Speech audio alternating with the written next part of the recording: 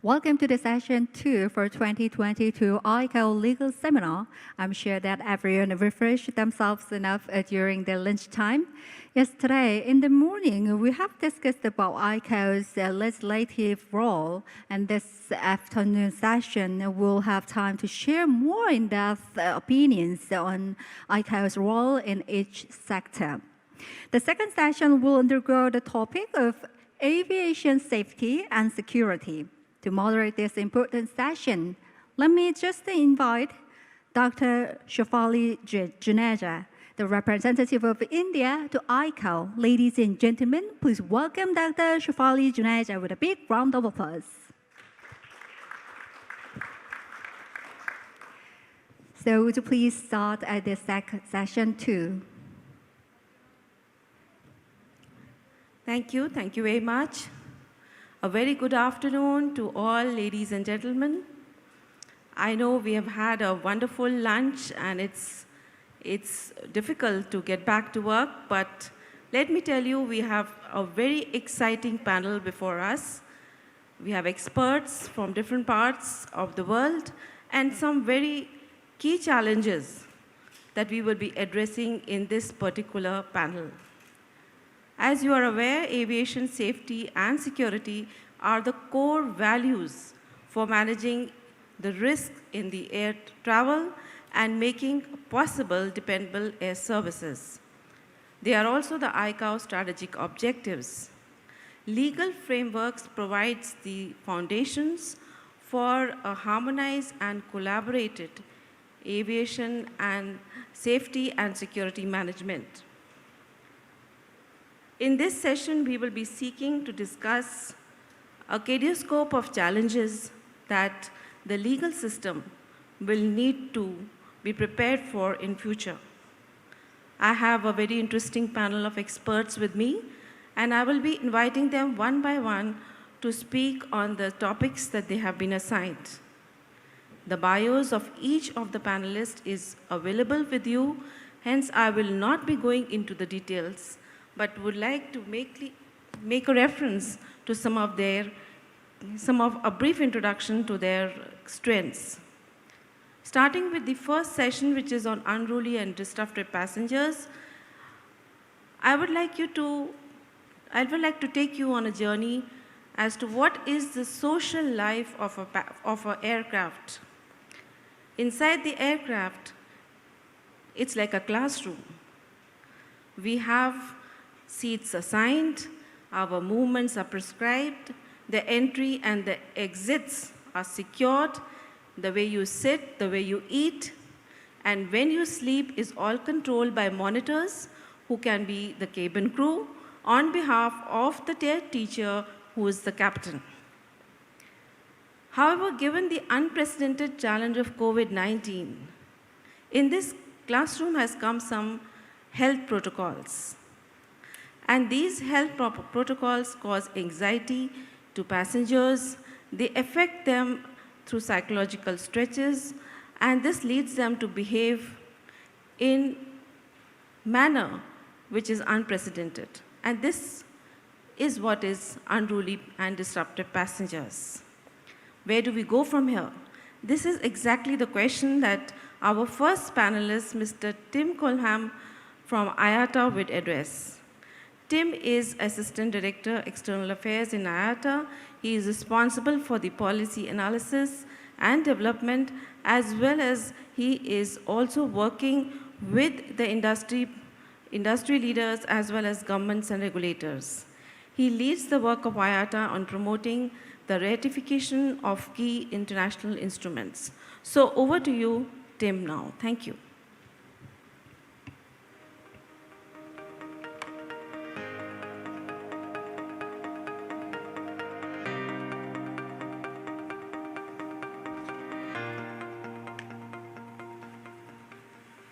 Thank you very much. ICAO Council members, Director Generals of Civil Aviation, distinguished delegates. We heard from Andrew's presentation earlier that the ICAO Council Aviation Recovery Task Force report was published on the 27th of May 2020. And I want to read a short quote from that document. It said, "Increased stress imposed on passengers through new processes and their overall travel experience may lead to increased disputes between passengers or with the crew." In effect, the ICAO Council Aviation Recovery Task Force report accurately predicted that health mitigation measures, and particularly associated with the humble face mask, which was a key element in the multi-layered risk approach that was taken to further reduce the risk of transmission on board, that could actually lead to a situation where we had increased unruly and disruptive passengers. And it set out what the response of governments and operators should be to avoid these incidents. So with that as the background, what I would like to do during this short presentation is really to look at the issue of unruly and disruptive passengers in the context of the COVID-19 pandemic. Specifically, what I'd like to do is to look at some of the latest statistics that we've got. I want to look at the question of the extent to which the pandemic has created greater awareness of the issue amongst governments and law enforcement. And if it is the case that governments and law enforcement have a greater awareness of the issue, what should we be doing jointly as states and industry to mobilize action to start to reduce the number of incidents that we're seeing, which is going to be critical, particularly during the recovery and beyond?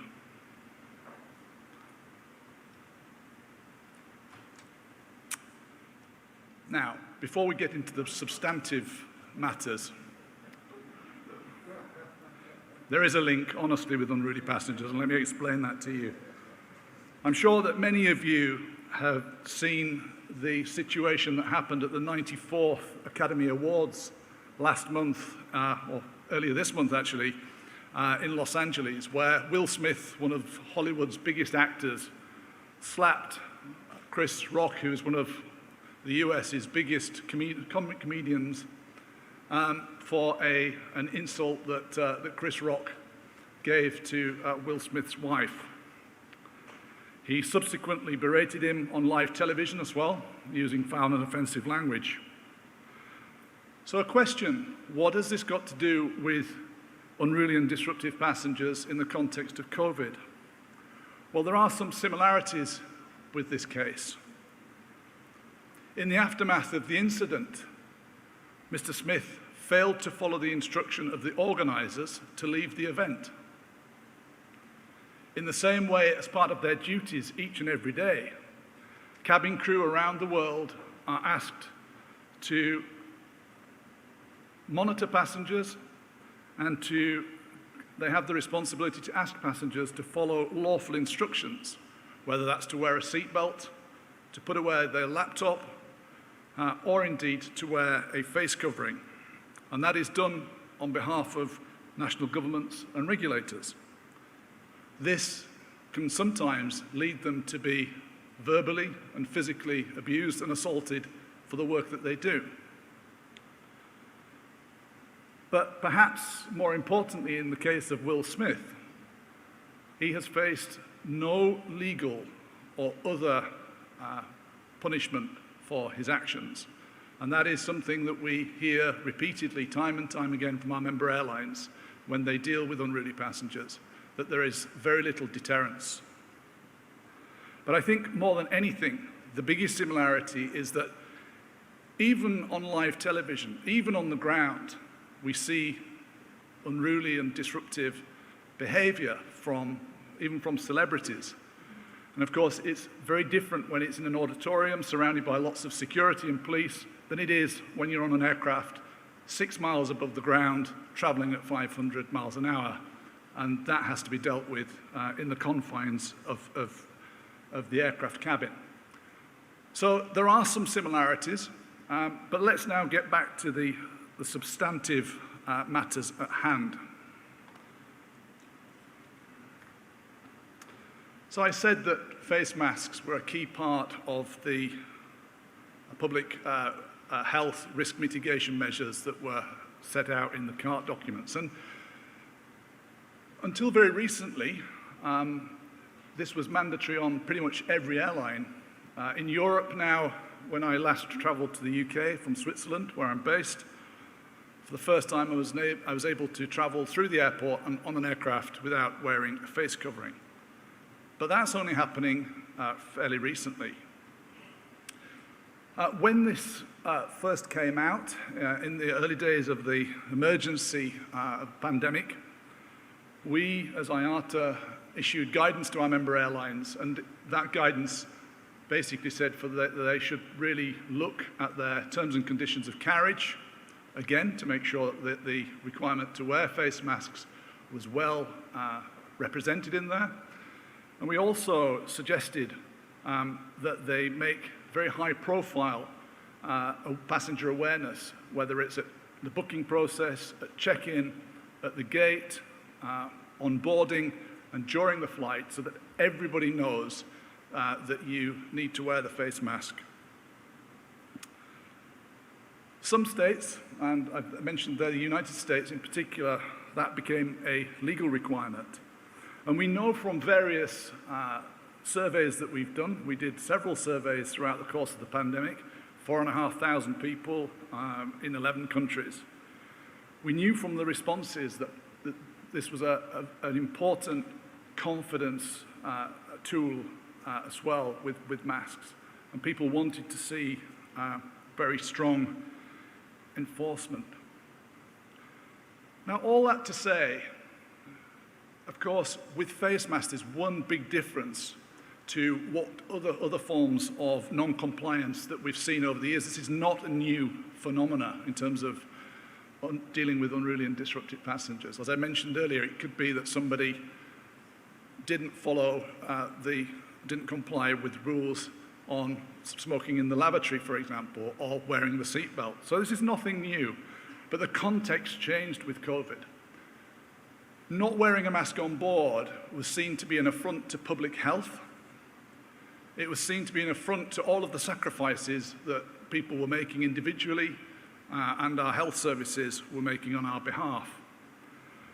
For other passengers who may have been complying with the mask requirements and mandates, for them to be sat next to somebody who wasn't, that was a personal risk to them. Okay, somebody who's not wearing a seatbelt, that's your look.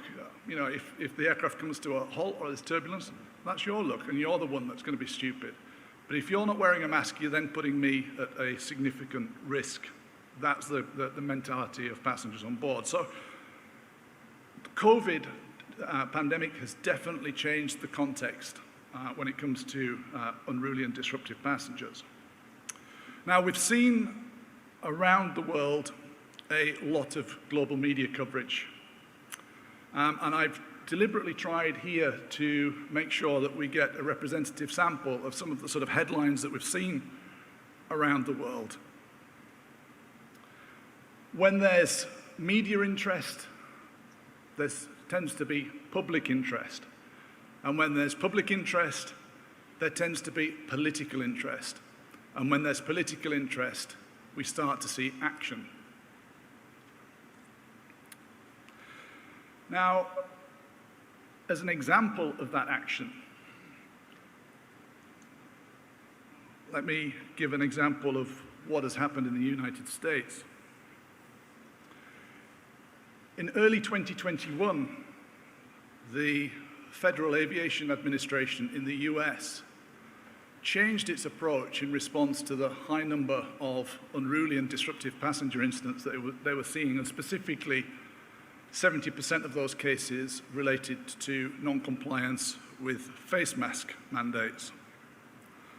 So gone was the previous approach that the FAA had adopted, which was counseling, warnings, and civil penalties. And in came a zero-tolerance approach to this. So anybody that was assaulting, intimidating, threatening or interfering with crew would now face enforcement action, up to $37,000 fines. Did this work?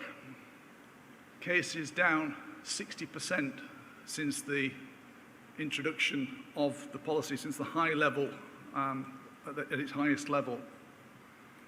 7,000 incidents reported to the FAA. $7 million in fines. And as I said, 70% of those incidents that were reported related to non-compliance with the mask mandate.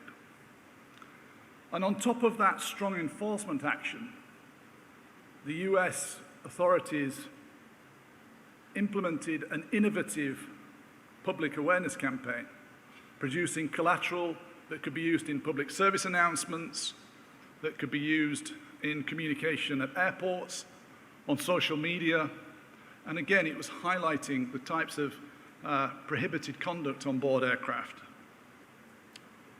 So we think that that has been an example of a very strong response. Some people think that the US is a particular hotbed of unruly and disruptive behavior. Perhaps that's the case. Perhaps it's related to the fact that, to some degree, in the US, masks became highly politicized because of the views of the former president. But as we've seen in the previous slide, it's not to say that there haven't been issues elsewhere. And to support that, I'll give you some further information from IATA's own statistics. We've been collecting statistics now on unruly and disruptive passengers since 2007. But we made a major change to the way in which we collect incident reports with the adoption of a new reporting tool called IDX. And unfortunately, the implementation of IDX came at roughly the same time as the pandemic hit. So it's been quite difficult for us to onboard lots of airlines to report to us.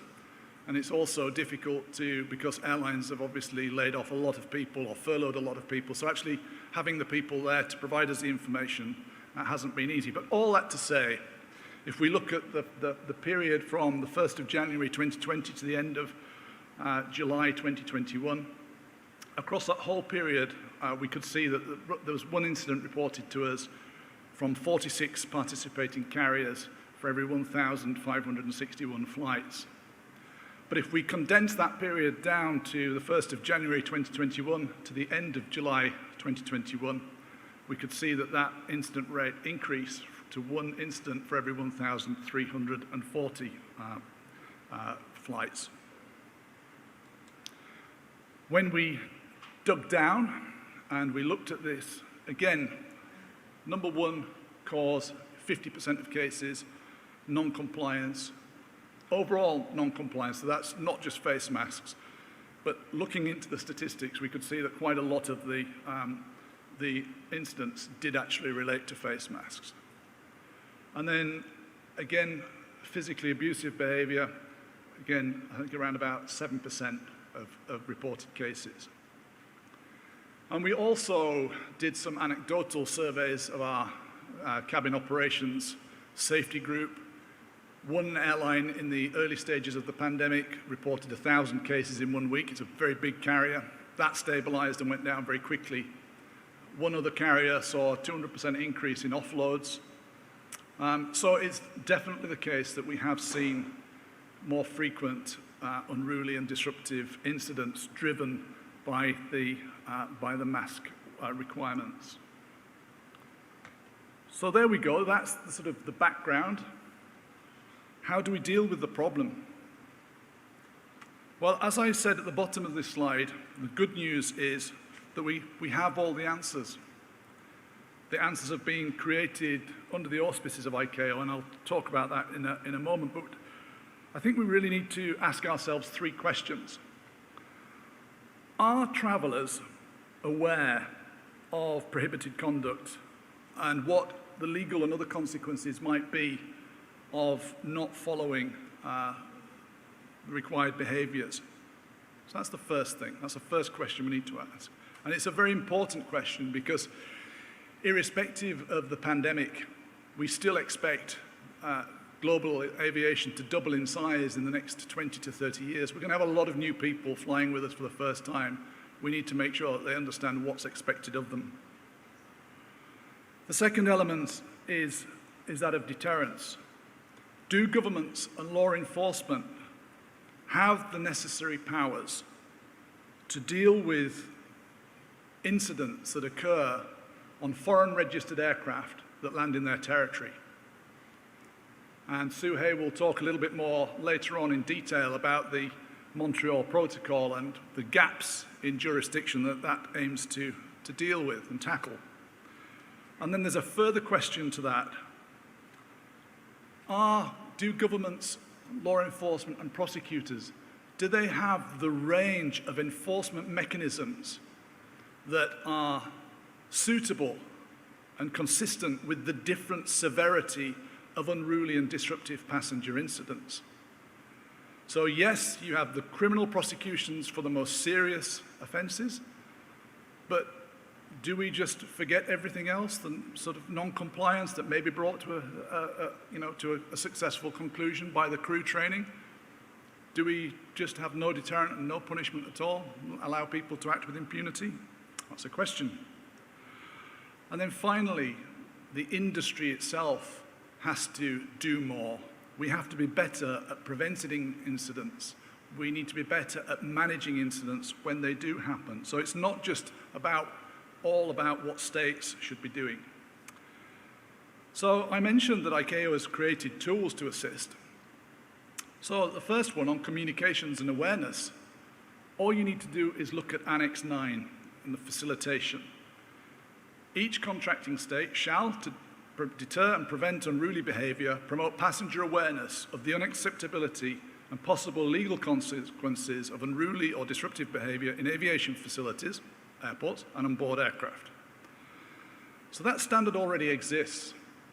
Now, I know that certain countries, and I'm aware of, for example, Canada in the past, has actually produced leaflets and collateral and awareness materials. And as we've seen, the US has done that recently, so fulfilling the obligations within Annex 9. Let's talk about deterrence and fixing those jurisdictional gaps that I mentioned earlier. For the Montreal-based or Canadian-based attendees, or those that are watching online, may recall the Sunwing Flight 111 incident that happened on a flight from Montreal to Cancun on the 30th of December 2021. It was a Canadian-registered aircraft, state of registration Canada. During the flight, which was chartered by a bunch of influencers, they were not following crew instruction, they were drinking, dancing, vaping apparently, maskless. And this at a time when Canada was under strict and severe COVID restrictions. It caused absolute outrage. But with this flight, no arrests were made in Cancun.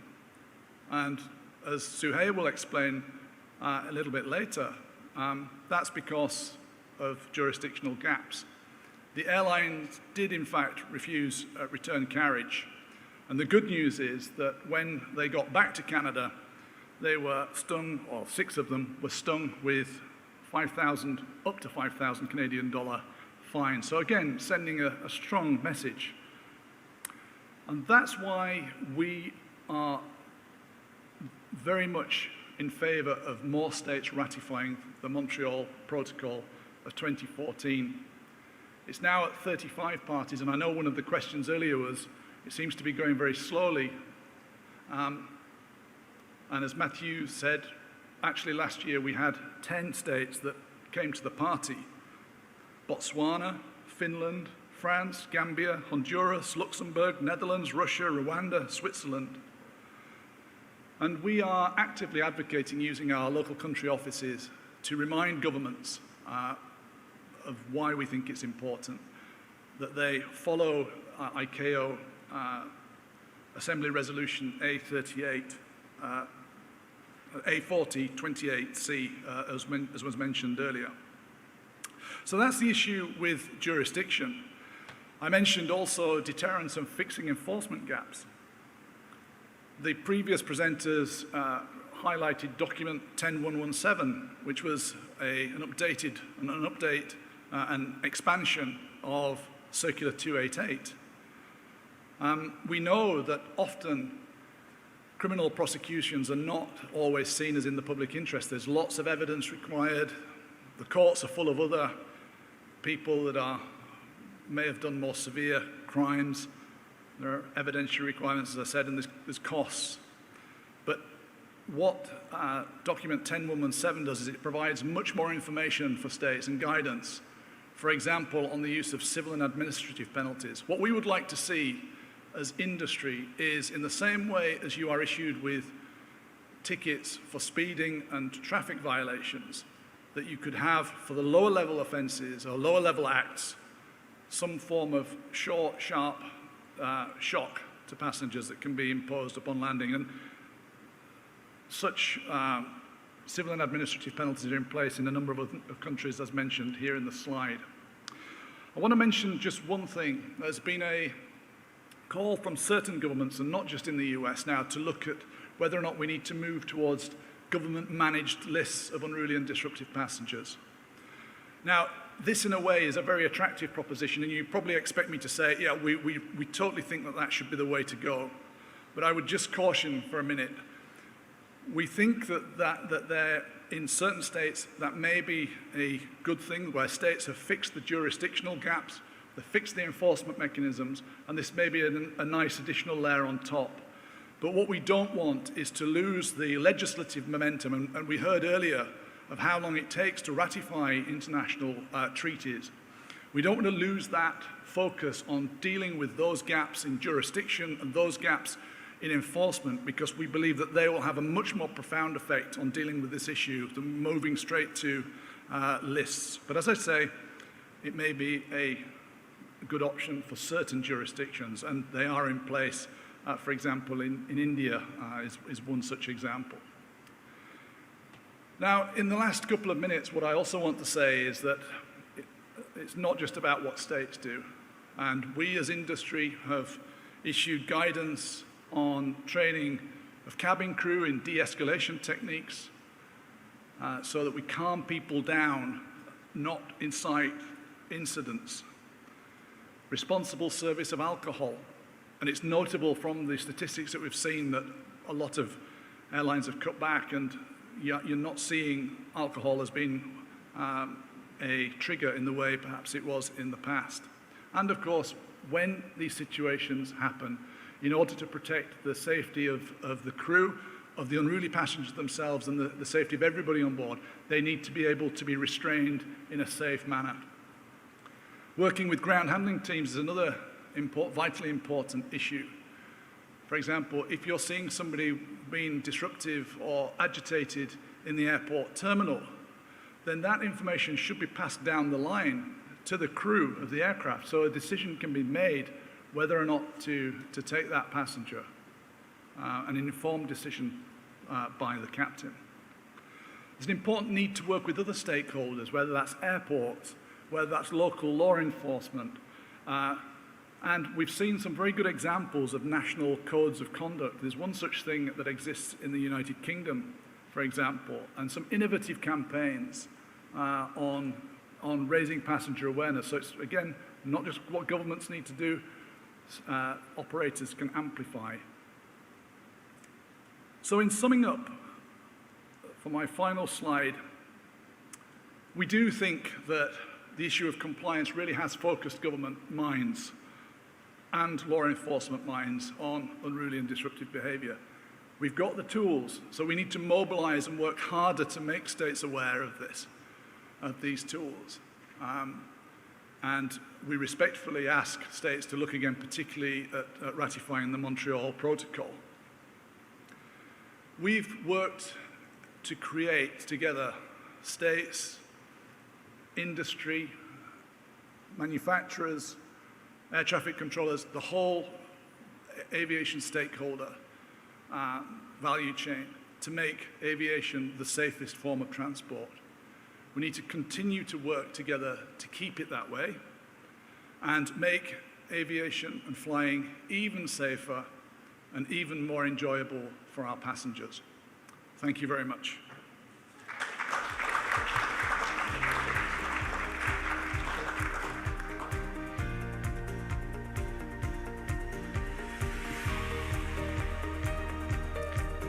Thank you very much, Tim, and that was an excellent presentation, which not only gave us a granular picture of the kind of unruly passengers that we are seeing, but also provided means of trying to check this phenomena.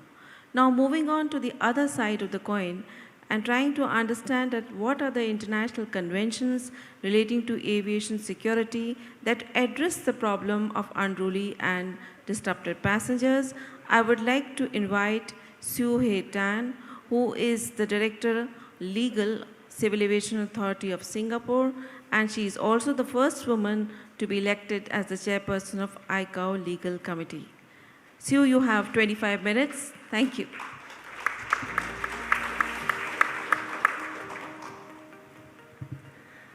안녕하세요.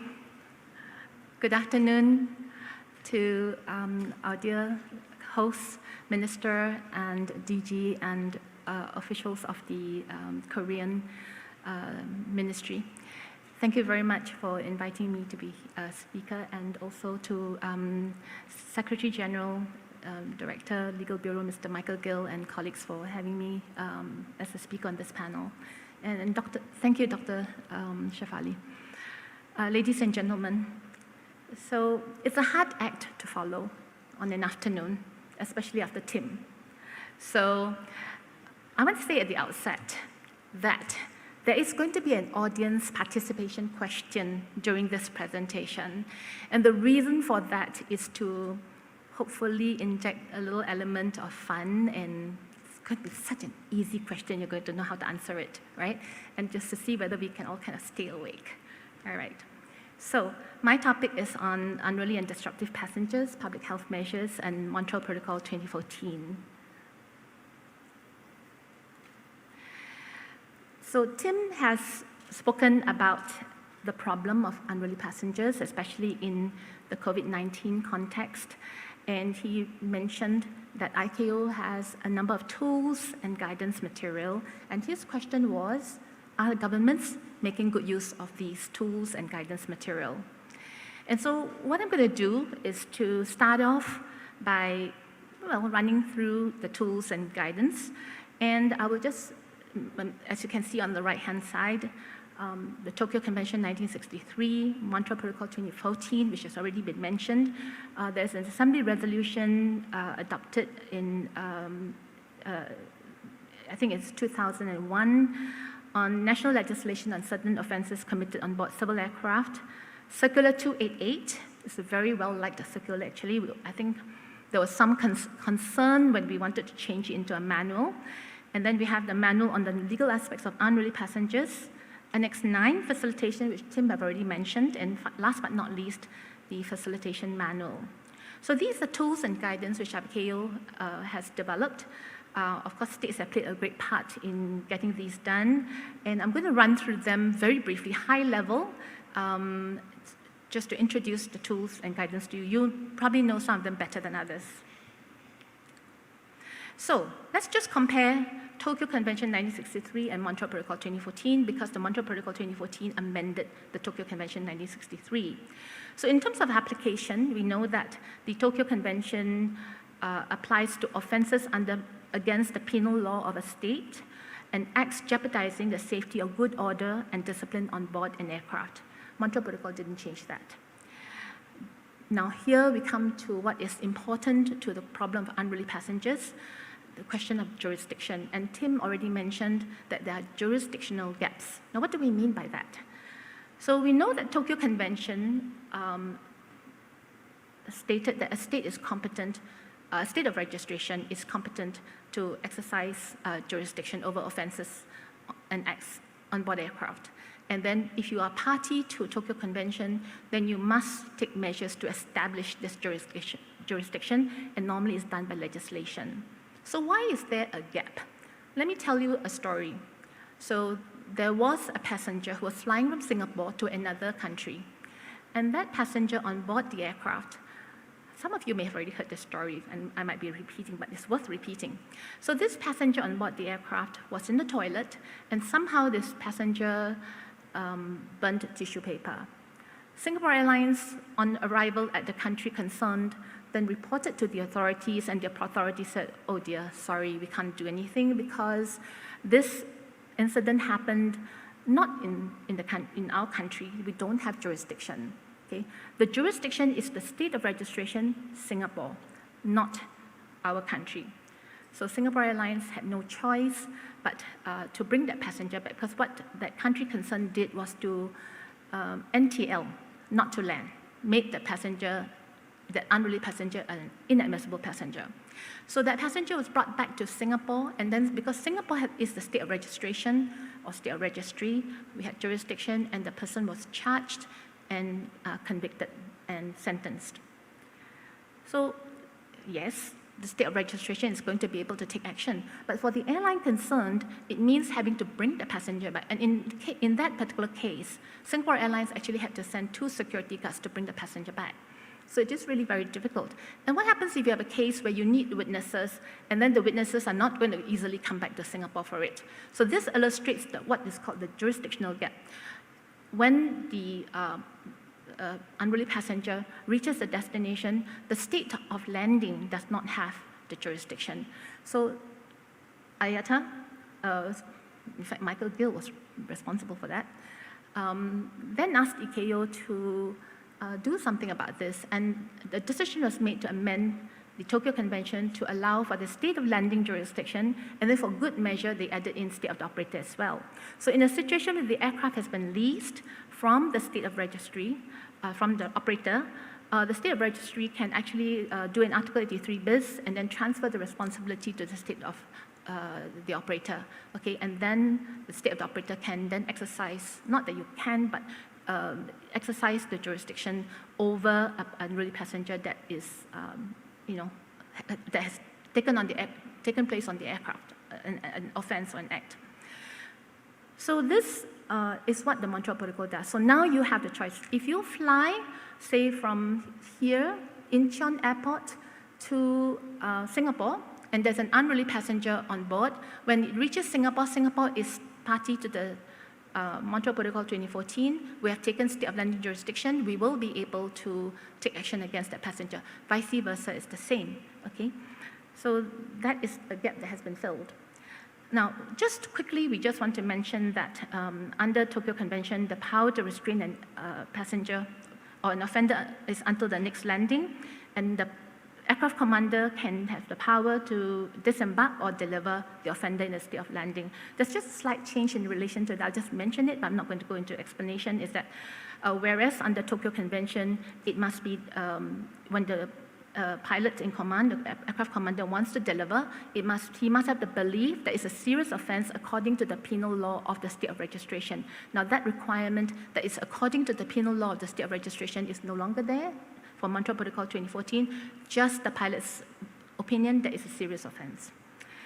And then, of course, there's also no change to the state's obligation to allow disembarkation in the state, or if it's a serious offense, to take delivery of the delivered offender. So, not a very detailed explanation of Tokyo Convention on Montreal Protocol 2014. Now, in 2001, that's how long ago this problem has been raised to ICAO, the Assembly adopted this resolution A33 for adoption of national legislation on certain offenses committed on board civil aircraft. Now, this is 2001, Montreal Protocol 2014. So back in 2001, when the problems started surfacing, ICAO did not immediately embark on amending Tokyo Convention 1963 and convened a group that then worked on model legislation, which states can then adopt to take on state of landing jurisdiction. And the adoption was going to be over certain offenses, which they worked out in the model legislation. And this resolution was proposed, and it took on board the work of that group. And the resolution sets forth the model legislation and urges all contracting states to enact as soon as possible national law and regulations to deal effectively with the problem of unruly or disruptive passengers, incorporating as far as practical the model legislation set out in the appendix to the resolution. And the resolution also calls on all contracting states to submit to their competent authorities for consideration prosecution of persons whom they consider, whom they have a reasonable ground to consider as having committed any of the offenses set out in their national laws and for which they have taken jurisdiction.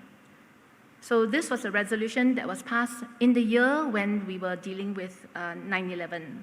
Okay, so, but not that many states actually, took on board the resolution and went on to adopt the state of landing jurisdiction. Now, following that, the guidance that the group had developed was put into this Circular 288, and many pilots are very familiar with this Circular 288.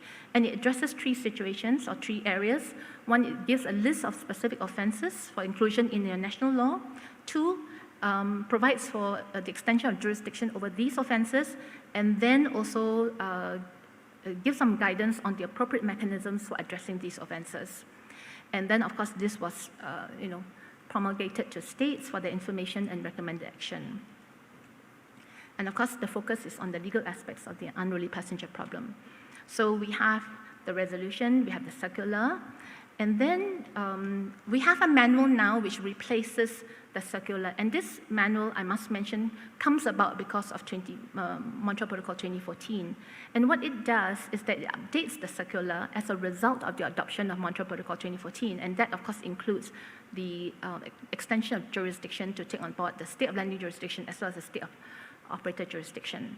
And it contains also guidance on legislation as well as additional part on an administrative sanctions regime, and these will assist states in implementing the appropriate legal measures to prevent and deal with unruly and disruptive passenger incidents. It also identifies related ICAO publications on other preventive and remedial measures in aviation security, facilitation, and cabin safety. Now, in facilitation, Tim has already mentioned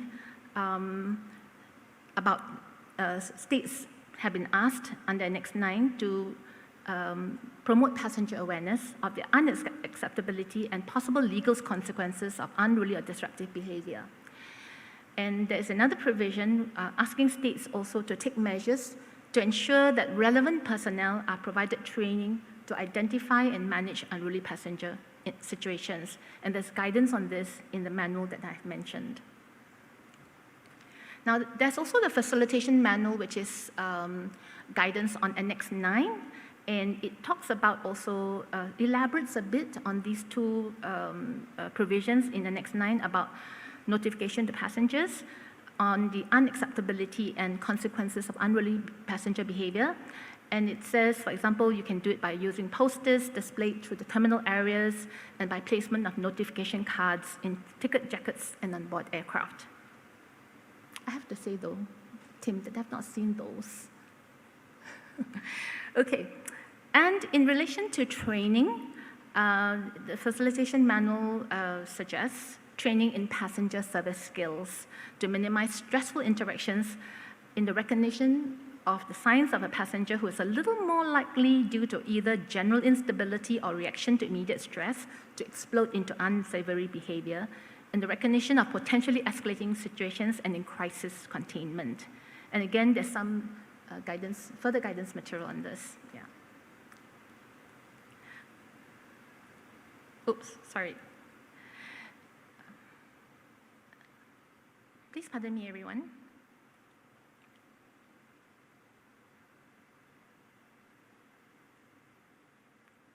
Okay, now here is the participation question. Do you think that tools and guidance that I have just briefly mentioned, do they apply to non-compliance with public health measures on board aircraft? And I'm going to ask you to raise your hands, yes or no. So all those who think that the tools do apply to non-compliance with public health measures on board aircraft, hands up. I can't see. Oh, nobody's raising their hands. Does it mean that you think that it doesn't apply? I see some hands. Thank you. Anybody else? Well, maybe I went too fast, but the answer is yes. The tools and guidance can apply to non-compliance with public health measures, example, mask-wearing requirement. As Tim said, same problem, unruly passenger problem, different context. And the context is COVID-19. Does it mean that the tools and guidance don't apply? No, they do apply. And in fact, in the Montreal Protocol 2014, it says, nothing in the Tokyo Convention as amended by the Montreal Protocol of 2014 shall affect the state's right to introduce or maintain in its national legislation appropriate measures in order to punish unruly and disruptive acts committed on aircraft. So take note of that.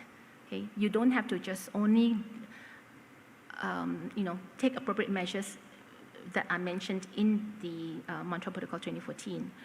But there is, I wouldn't call it a catch, when it comes to enforcement.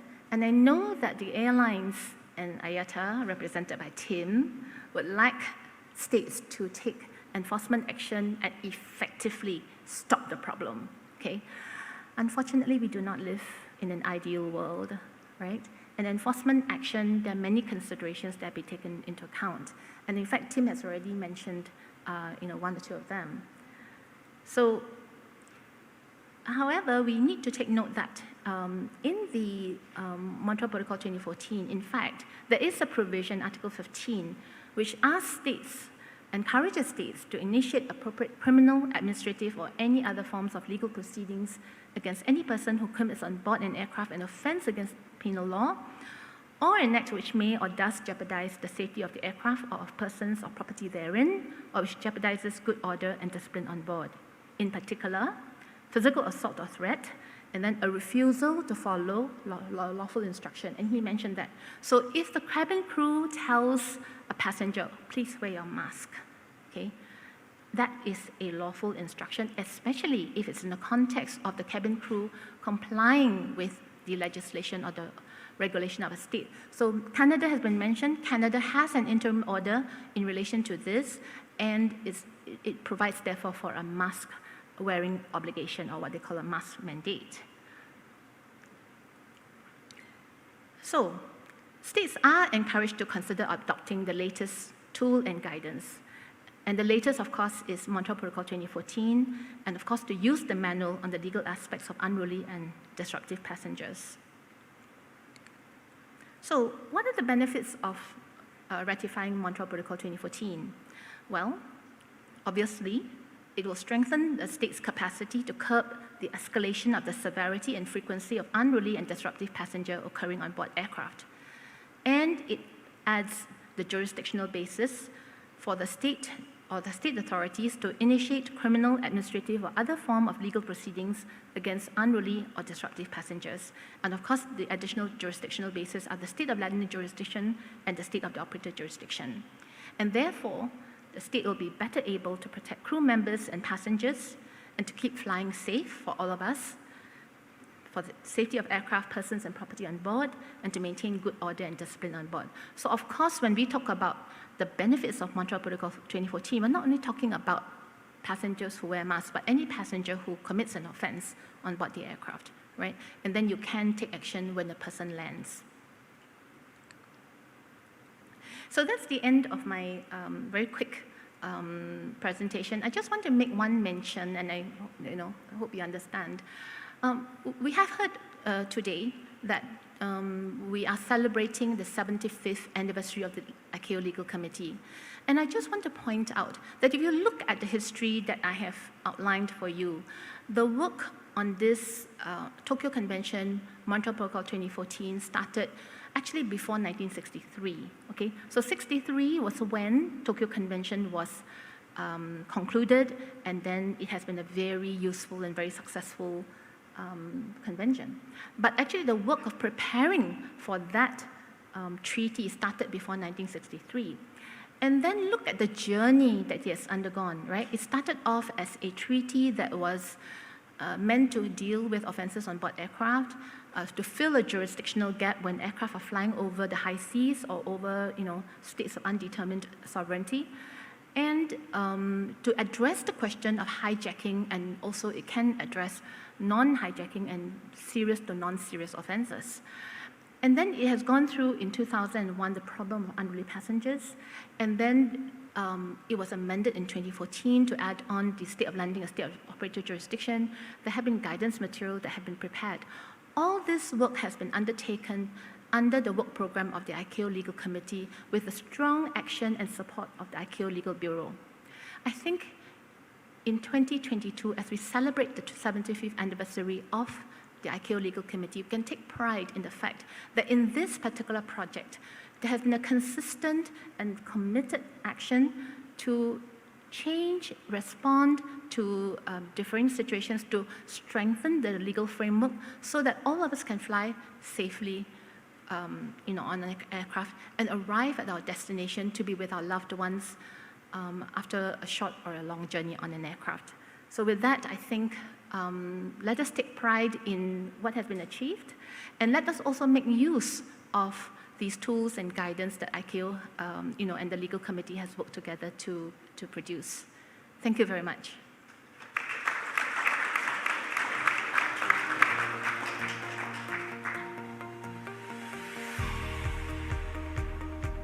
Thank you, Sue. That was a very, very interesting presentation. And in many ways, you have simply explained to us that how not wearing a mask is a legal offense, which is very well covered in the tools that are already available. So excellent. Now we move on to the next part of our discussion today, that is a question and answer session. And we'd like to open the floor to all the participants here to raise their hands and to ask two experts here with me their questions.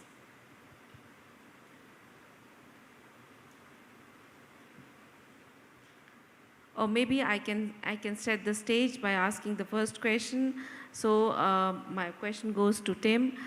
So we are already seeing many countries are easing the rules on face masks, and that would cause confusion for passengers, particularly those who are connecting to international flights, which could in turn cause further incidents.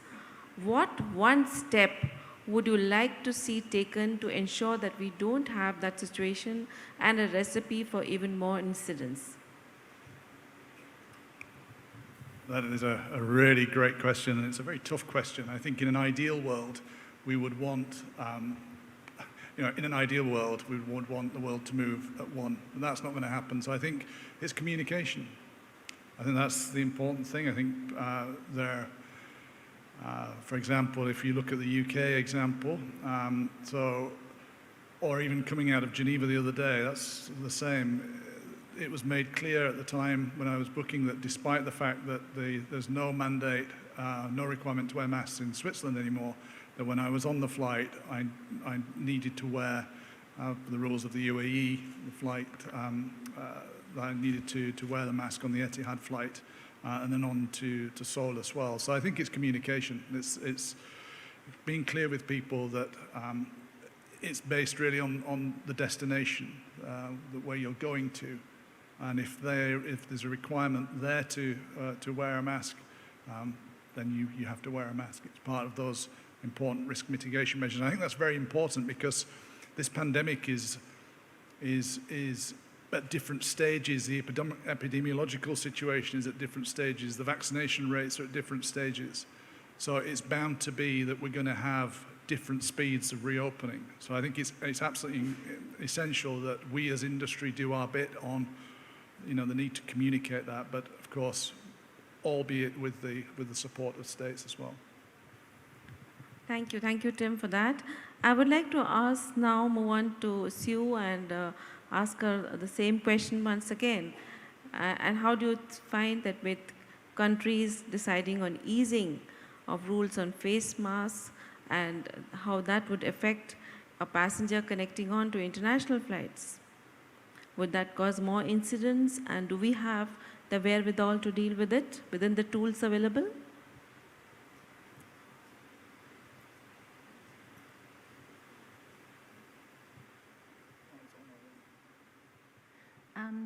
Thank you. I think that with countries easing, one of the effects might be is on the enforcement policy. I know that's not directly your question, but if we're considering the fact that not every country is easing, so some countries are easing, and then a passenger, if you are having connecting flights, might not be aware of the differences from one country's requirements to another country's requirements. So maybe if one sector or one segment of the flight, there's a requirement, and then on the other segment, there might be a slightly different requirement. That might cause some confusion. So I think harmonization of the requirements is always important and relevant. However, in the COVID situation, it's challenging because while aviation, we have the opportunity to harmonize, but among the public health authorities, they have to take into consideration the country's own situation. So their ability to harmonize, or their experience of harmonizing, is not as strong as, if I can use the term, as aviation. So then, in that sense, I think that it could create some difficulties about the enforcement. Even for the ground staff checking in passengers, and that's not in relation to mask, but testing requirements, And because of the evolving situation, states naturally want to be able to adjust accordingly, and also to ease if possible. But for the ground check-in staff, it's really confusing because they're dealing with passengers from many countries and going to many countries, So I think these are matters that have to be taken into account when it comes to enforcement. And the enforcement is not only always in relation to the unruly passenger, it's also in relation to the airline. Because there are some requirements which are imposed on the airline and not directly on the passenger. So in that sense, I think that this is quite a complex issue, and I think authorities have to be mindful that it's not so easy on the ground, and that needs to be taken into consideration. Thank you, Sue. Any other question from the floor at this point? Okay, I think I'm lucky and I get answers to all my questions. So once again, back to Sue, my question is, with respect to the application of health measures, what are the direct benefits that the states may have in becoming parties in the Montreal Protocol of 2014? So I think the direct benefits, as I mentioned, right, that the state of landing jurisdiction is very useful, because picture this: you have a foreign airline flying into your country, and then you don't have state of landing jurisdiction, and the victim on the aircraft is, if I may use your example, an Indian national. It will cause quite a bit of consternation, for example, right? If the person is badly injured, and then India doesn't have state of landing jurisdiction, and then you have to send that passenger back to the state of registration for the state of registration to take action. I think that's one of the issues that, as a state of landing, you have to take into consideration. Then how do you protect, whether it's the passenger or whether it is the crew member who might be the one who's assaulted or whatever. So I think that's one of the considerations for states to take into account, whether or not they should, And of course, always you have to remember that you might well be the victim, right? So, but fortunately, it doesn't happen that often. Yeah. Yes, Sue, I think that's a very, very good point there. And with no more questions coming, I see one hand up. Yes, another one. My God, that's great. So somebody, if can be given a mic to the gentleman right behind. He's in the second last row.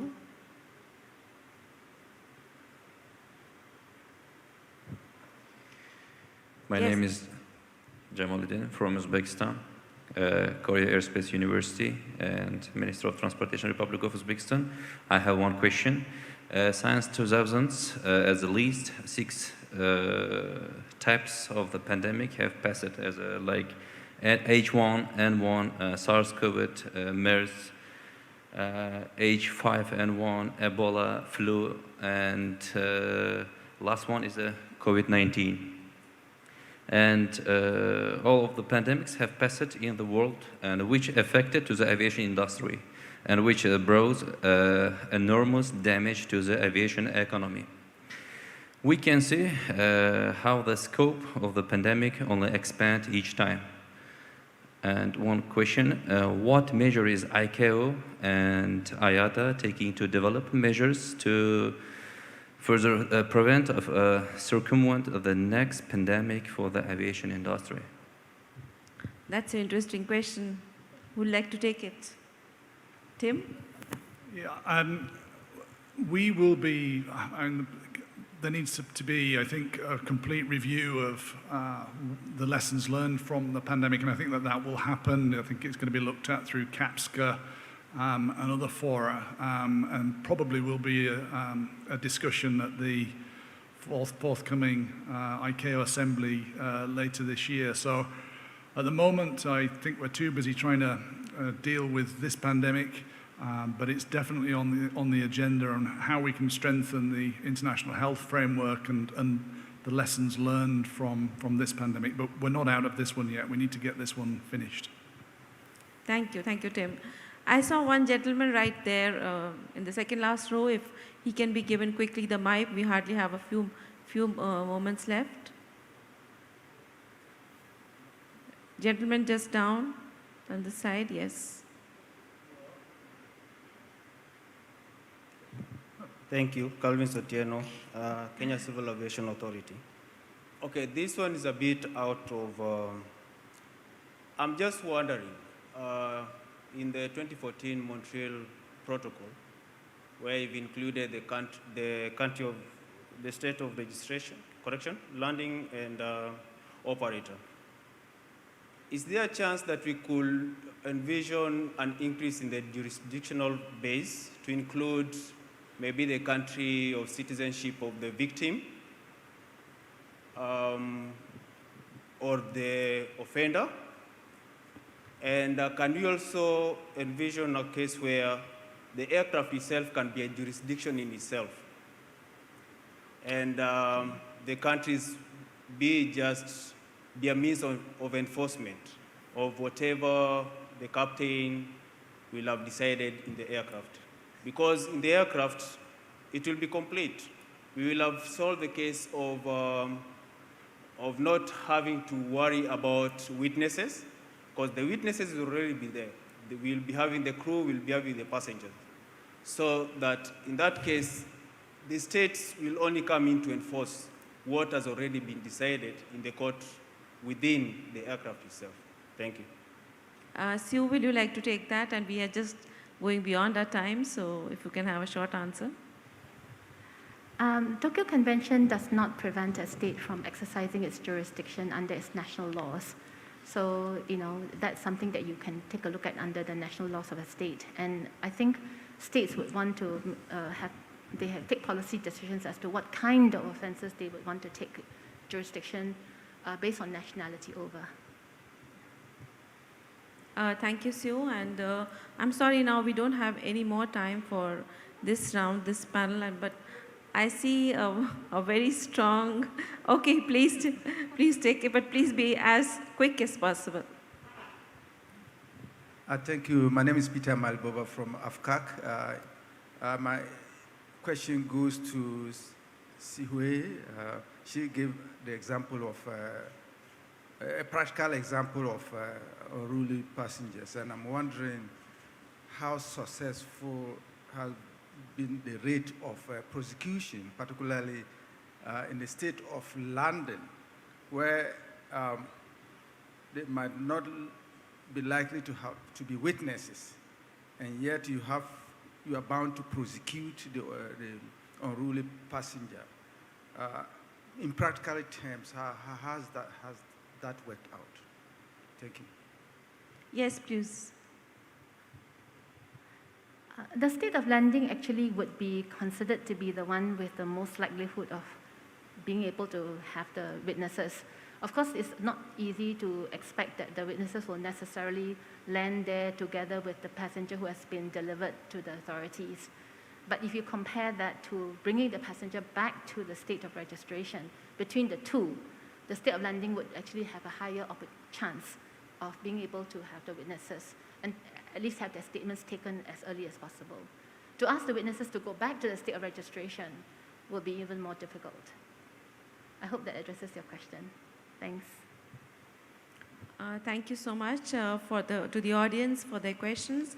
And we now move on to our next discussion, and this would be even a more interesting discussion because we move on from the safety inside an aircraft to how an aircraft really runs and how can we ensure the safety and efficiency of an aircraft.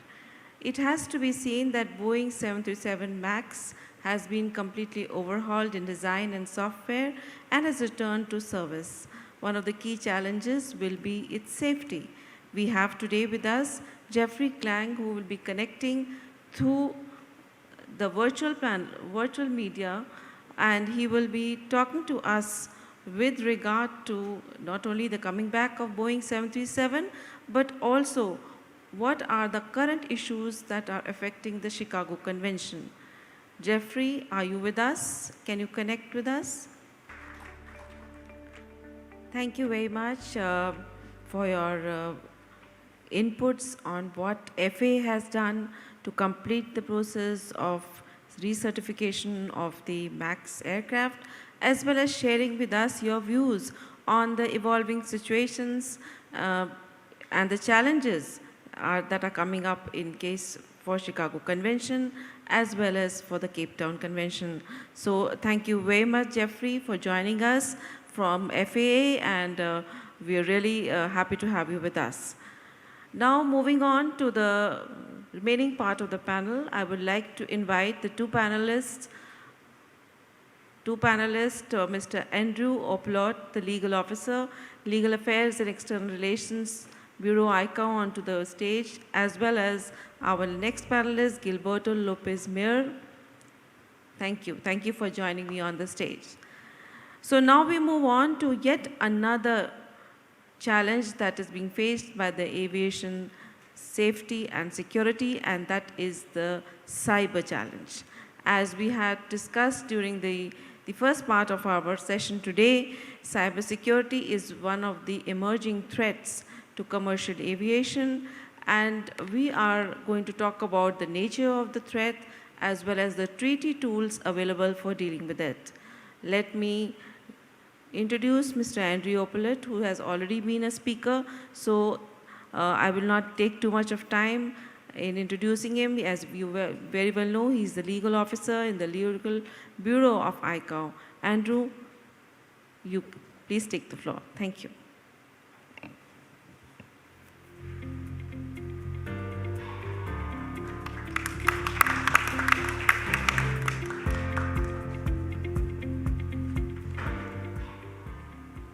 Thank you. It's my second time. I hope you're not tired of me yet.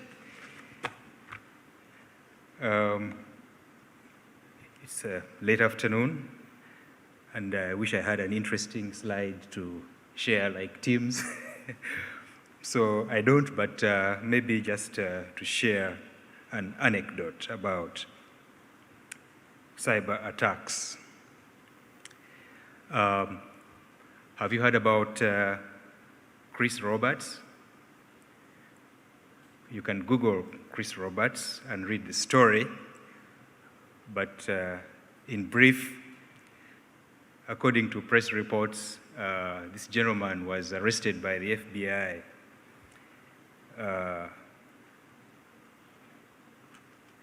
for hacking. He claimed that he had been successful to hack into the controls of a United Airlines flight in mid-air through the in-flight entertainment system, causing the aircraft to fly sideways. Chris Roberts wasn't trying to bring down the aircraft. He was trying to identify vulnerabilities that he claimed existed.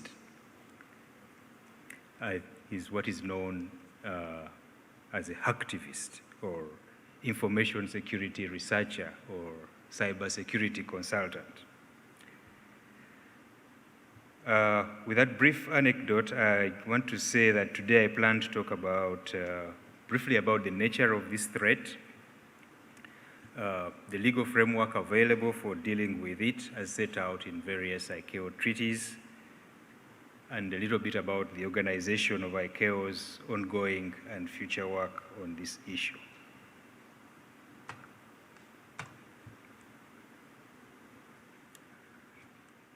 (9 2001, when that happened, the ICAO Assembly adopted Resolution A33-1 on the Declaration on Misuse of Civil Aircraft as Weapons of Destruction and other terrorist acts involving civil aviation.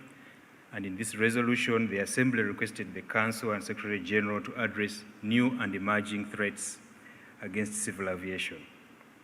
In particular, the adequacy of existing ICAO aviation security instruments. In this way, the work on the issues such as cyber attacks, attacks by man-portable air defense systems, attacks by biological, chemical, nuclear weapons began and resulted into a study whose report was issued in 2005 that identified 7 of such emerging threats, 2 of which were related to electronic attacks and computer attacks endangering the safety of persons and aircraft. The word cyber wasn't used at the time. This work eventually led to the adoption of the Beijing 2010 instruments. And although, as I said, the word cyber wasn't used, the intent to address the issue from a technological standpoint was clear, as I will elaborate shortly. This slide outlines the institutional arrangements at ICAO for ongoing and future work on cybersecurity. We have the Secretariat Study Group on Cybersecurity, SSGC, and its research subgroup on legal aspects, RSG-LEG. We have a lot of acronyms over there. And these were established in 2018 to implement various Assembly resolutions. And while this was going on at the Assembly, the Legal Committee itself identified the issue of cyber threats and included the item on its work program. The decision was taken to undertake the initial work through the RSG-LEG, which reports to the SSGC. The RSG-LEG is composed of legal experts and other experts from 15 states and 4 international organizations, and it undertook a study of the applicability of air law instruments to cyber attacks against civil aviation in order to assess the need for a new instrument, and a report was considered by the recently concluded Legal Committee. As you heard this morning from the director, the Legal Committee is the organ in ICAO which is responsible for developing air law treaties for adoption by states. In the meantime, the Council has approved a new cybersecurity governance structure that will have the cybersecurity panel, and as a consequence, the RSG-LEG will be dissolved, but the Legal Committee is making arrangements for continuing study of this issue.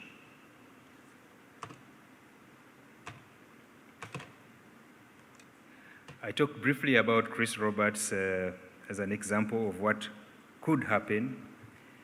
On this slide, I would like to elaborate a little bit more about the cyber threat environment. As you know, the aviation sector consists of increasingly interconnected networks and systems, which have created a complex ecosystem, as you will see on that slide, that requires, I hate that word, a holistic approach for assessing, preventing, and prosecuting cyber attacks. So in this sector, of civil aviation, the threat may be posed by malicious actors who could target information assets of airports, air carriers, air navigation service providers, and could cause disruption or damage to aircraft in service. In some events, could lead to injury or loss of life. The net is wider than with many other attacks because these cyber attacks could target as well aircraft manufacturers, manufacturers of aircraft parts, suppliers, and as well as MROs, the maintenance, repair, and overhaul facilities, and any other supply chain actors, civil aviation, by introducing malicious ware or hacking into their systems.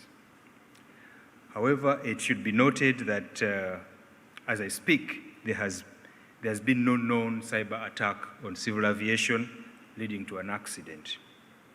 Most attacks have targeted systems and data in other sectors for financial gain. According to ICAO guidance, that particularly Doc 10108, the Aviation Security Globe Risk Context Statement of 2019, which was updated in 2020, the overall likelihood of a terrorist cyber attack on civil aviation is currently assessed to be low, but with high potential consequences. There will be updates to this risk assessment, and we understand that this may change the overall risk from low to medium. But this is not based on new events, but on a change in the computation method.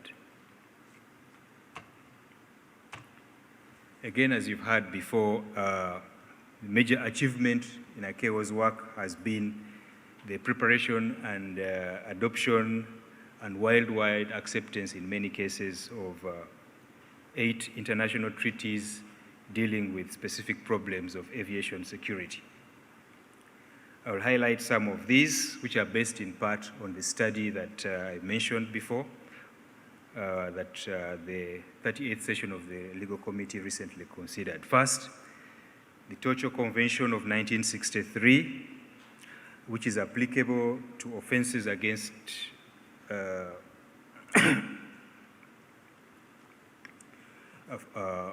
offenses in penal law and any acts that may jeopardize the safety of aircraft or the persons or property on board, or any acts that could jeopardize good order and discipline on board aircraft. While the convention creates very broad offenses that may include cyber threats, but the requirement that the event be perpetrated on board the aircraft while in flight is a bit restrictive, given that we know that cyber attacks can be conducted remotely on the ground. This limitation also applies in the updated Montreal Protocol of 2014, although the expanded jurisdiction, as you heard in the 2014 protocol, could help by widening the net to capture the perpetrators of cyber threats, cyber attacks. Then we have the Hague Convention of 1970, which was adopted to combat aircraft hijacking. So a person seizing or exercising control of an aircraft commits an offense.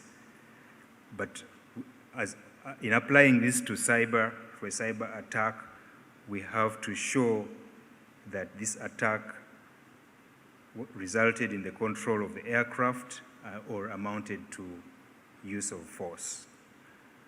So this is a jurisprudential problem or evidential problem that needs to be dealt with because the convention did not define these terms. Moreover, such an attack is required to be conducted by a person on board the aircraft. And as I just said, for cyber, it can be done remotely, so it would not be covered by this provision. Turning to the Montreal Convention of 1971 and its amending protocol of 1988, which deals with unlawful acts at airports.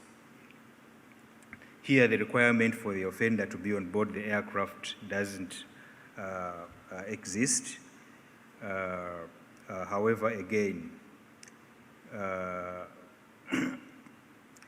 there has to be endangerment shown for those acts to be covered. So those are the older instruments widely prescribed, and as I mentioned before, as we moved to modernizing them, we got the enhancements to those instruments via the Beijing 2010 instruments. So the diplomatic conference on aviation security was organized in Beijing, China in 2010, leading to the adoption of the Beijing Protocol and the Beijing Convention. And these conventions are designed to modernize the provisions of the older instruments I talked about on the previous slide. So in addition to repeating the offenses in the older treaties, the Beijing Convention of 2010 expands the scope of protection by defining what attacks against air navigation services are. And in the definition, you have the words signals, data, information, or systems, which are very technologically appropriate terms relative to cyber.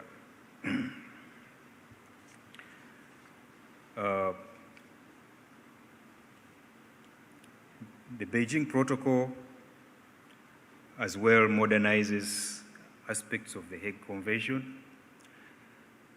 It directly refers to the exercise of control of an aircraft by any technological means. Those words are broad enough, again, to cover any changes in technology. Additionally, it removes the requirement that the offender must be on board the aircraft, and also broadens the timing within which the attack should take place from an aircraft in service, from an aircraft in flight to an aircraft being in service. The study also briefly looked at the Chicago Convention and Annex 17. The drafting of the Chicago Convention Article 3 bis amendment was influenced by the Korea Airlines 007 incident when this aircraft was shot down. So paragraph 3 bis of the Chicago Convention includes the obligation that every state must refrain from resorting to the use of weapons against civil aircraft in flight. So it's an issue of interpretation as well, whether an attack by cyber means can be interpreted to be the use of weapons. And Annex 17 has standards and recommended practices on preventive aviation security measures, but does not provide grounds for prosecution. Somebody this morning asked me about a new Annex 20 for cyber, but we have in Annex 17 provisions that already address cyber threats that relate to the safeguarding of civil aviation against unlawful interference. Annex 17 also includes a definition of acts of unlawful interference, which can be used in criminal law instruments. The study identified some gaps which are listed over there. Again, it's a question of patchwork. We've heard about older instruments, new instruments. Some states are party to the new instruments. Other states are party only to the older instruments, which creates a fragmentation in the international law network. And yet, in the case of cyber, attacks can be mounted from anywhere in the world. We need the net to be wide enough so that the perpetrator, wherever in the world they are, can be dealt with.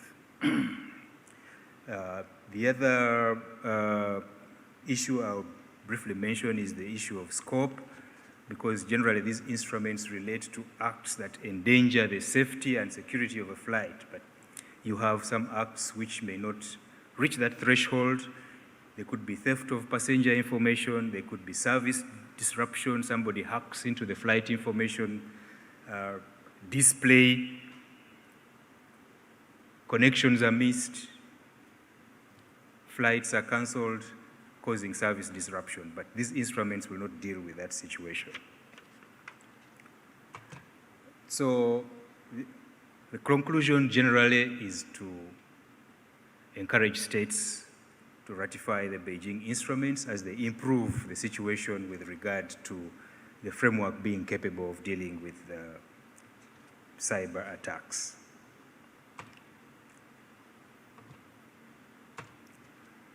These are the state parties to the Beijing instruments are listed on this slide. And the legal committee, while noting the enhancements introduced by the Beijing 2010 instruments in relation to cyber threats, expressed the need to continue promoting their ratification, which we've already talked about.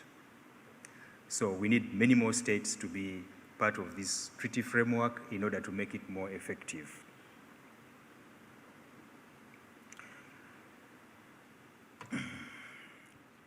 That slide presents the further work that is going to be done.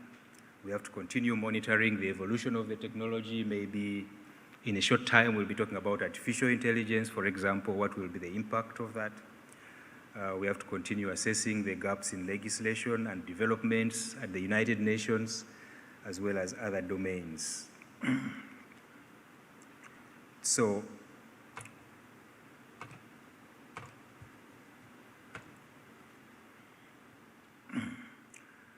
my closing thoughts generally are that at the end of the day, it doesn't matter if your state has the perfect domestic legislation to cover each and every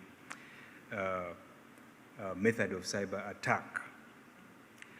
As I said, given that cyber attacks can be launched from anywhere in the world with the effects occurring in another part of the world, it cannot be left to just one individual state to deal with the situation. So we need a globally binding and enforceable legal framework to ensure that cyber attacks, wherever in the world they originate, are executed or occur, are dealt with and punished as crimes. So one common feature in most of the aviation treaties, aviation security treaties, is that they have the principle of extradite or prosecute.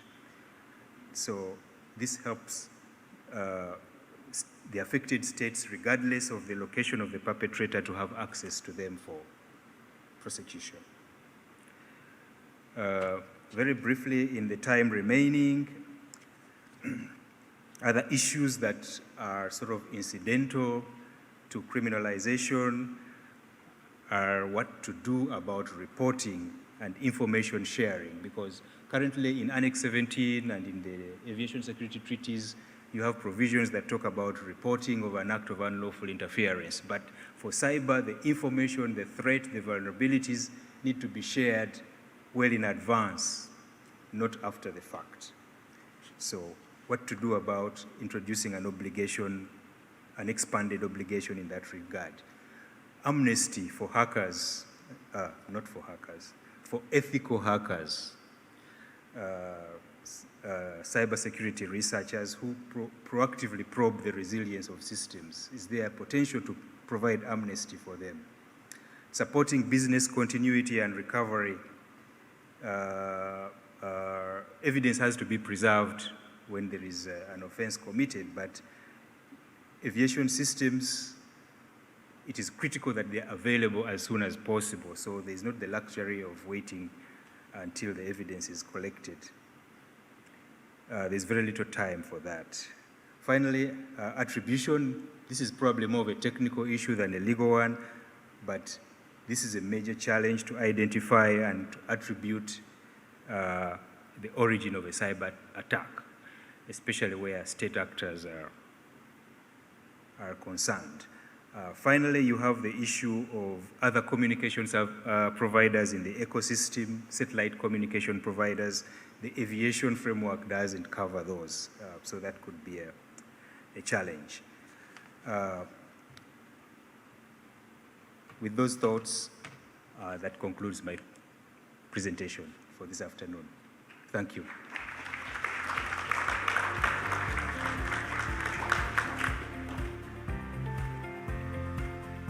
Thank you very much, Andrew, for taking us through the existing instruments as well as how they can be adapted to the challenge of cybersecurity, identifying the potential gaps, and also talking to us how communication of cyber cases are very important. Now, moving on, we are in the last part of our presentations, and we have to complement whatever has been stated till now by different experts. We have an expert coming from a global airline, the Korean Air, and he will be talking to us on the legal implications of the working of global airlines and how ICAO can further strengthen the safety and security. So we have with us Mr. Gilberto Lopez Mears, the Senior VP of Corporate Aviation, Safety and Security, Korean Air. Over to you. Thank you. Thank you very much, Fali. Good morning, ladies and gentlemen. It is an honor for me to be here in this very important event. And on behalf of Korean Air, I want to express our gratitude to ICAO, to MOLIT, to the Minister of Land, Infrastructure, and Transport for the invitation to participate in this very, very important event. This is me. I would only like to say that being a pilot and a lawyer and having worked all my life in aviation, in legal issues and security and safety issues, for me it's particularly relevant to be in this ICAO legal seminar, and I'm very, very honored to having been invited to this participation. So thank you very much. And we don't have much time, so these are the contents of my presentation, and I'll try to go right into it. So we are, Korean Air is a very large airline. We have more than 20,000 people working worldwide. Almost all of them are in Korea, but we have many in different countries. And of course, we are, as all the airlines in the world, we have faced a very difficult time during these last 2 years with the problem of COVID-19. We are based in this beautiful, beautiful city of Seoul, as you know. And we are large. We have more than 150 aircraft operating to 43 countries and 120 cities. We have tried to keep most of our destinations. We have reduced frequencies, but we have done a very big effort to try to keep the connectivity of Korea, and we are doing so maintaining most of our routes. Of course, we are flying less. This is the number of flying hours of our pilots compared with 2019. Of course, 2020 and 21, we flew less hours. Fortunately, luckily, happily, we see the numbers that are going up, and we have invested a lot of money, and we will continue to invest in a lot of money to keep our crews proficient. We have been able to keep most of our employees. Actually, we have maintained all our employees with a very few exception of some expat pilots. So we are ready for the restart of aviation, and we have kept our people proficient all the time. As I said before, investing a lot of resources in order to do so. And we have even been able to get some awards in the last few years. Last year, we received several awards. These are the ones that you see on the screen are some of them, probably the most important of them. We just, a few days ago, we were notified that we received for the second year in a row the Air Transport World 22 Airline of the Year Award. And after having done so much sacrifice and having worked so hard in these last times, you can imagine how proud and how happy we are about having received this very important award. As I said, we were notified just a few days ago. So let's talk about some of the main safety activities, and also we'll talk a little bit about security as well that we do here in Korean Air. And I will start with the flight crew. to flight crew hiring process. We take this thing very seriously, very, very seriously. Most of our pilots are Korean, and we require from them to have actually much more experience when entering the airline than what is required by Annex 1 and the Korean regulations. And for expat pilots, we require even more experience. But after signing their initial contract with the airline, we take these pilots for training for at least 1 year, sometimes even more than that. That is something that you don't see very often in the industry. We spend a lot of money, a lot of resources, a lot of time, a lot of effort to try to keep this already experienced pilot to the airline level that we want to have in Korean Air. We have 3 large flight training facilities for flight crew. I understand that some of you may visit 1 or 2 of them in the next few days.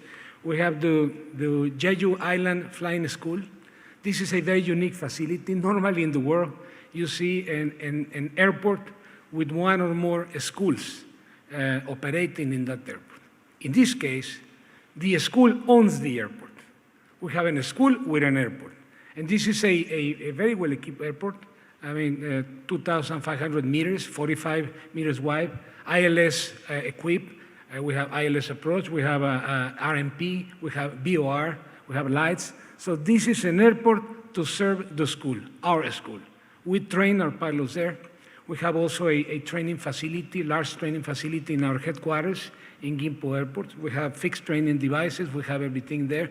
And we have a very big, very nice, beautiful flight simulator training center with 12 full flight simulators up to the most modern technology. So we use these facilities not only to train our pilot in the, let's say, initial training, but also to keep them current. And they have been very busy on these times of COVID. Very busy. We might think that in these times they haven't been working much. They have been working much more because we have tried to keep all our pilots continuously current, and because of that, we are giving to them much more simulator training than in normal times. In maintenance, we do a lot of efforts. We have a program that is doing a proactive fault detection, and now we are moving to predictive fault detection. And that means that we are trying to detect and correct the fault before the fault occurs. And that takes a lot of data. We are working with the aircraft manufacturers and the engine manufacturers on these big data tools and techniques, and that allow us to do this predictive, anticipated fault detection and correction system. We are using also a lot of data from our ERP system to prevent human errors, and we are extensively working on a maintenance defect analysis system to be able to react quickly and to reduce the time of correction for the benefit of our very good on-time performance. We are also doing permanently modifications, updating our aircraft, our engines, our avionics. Many of these enhancements are not mandatory, but we do them because we want to keep our fleet permanently updated with the most modern technology, and these are just some examples of the recent enhancements that we have done in our fleet. We have many more, and as I said before, many of these things are not mandatory, but we do it because we believe that we need to keep our fleet absolutely modernized with the most up-to-date, let's say, modifications.